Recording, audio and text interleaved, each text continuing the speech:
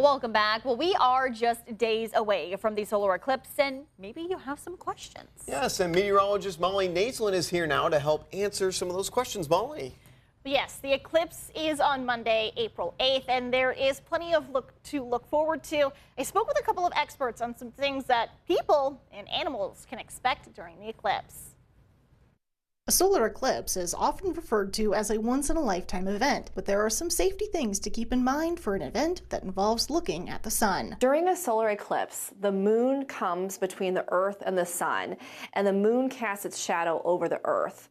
During this time, a lot of people are tempted to look directly at the partially covered sun. However, it is important to remember that it's never safe to look directly at the sun. Looking at the sun directly can lead to developing what is called solar retinopathy, which is when visible and invisible solar radiation damages the inside of the eye, called the retina, causing permanent scarring and vision loss.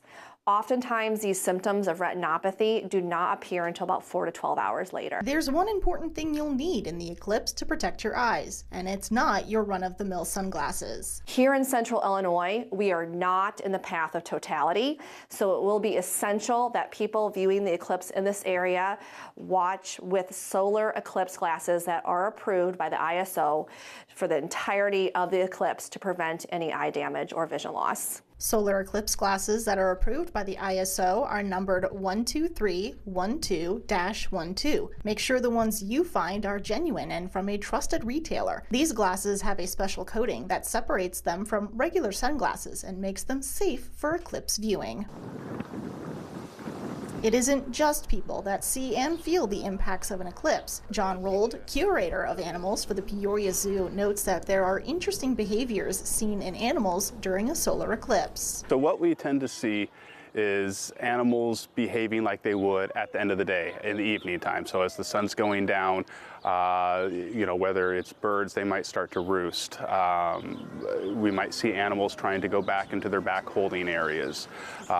So they're working with their own internal clock, and then they're working with the cues they get from the environment. So where the sun is in the sky, morning, daybreak, evening.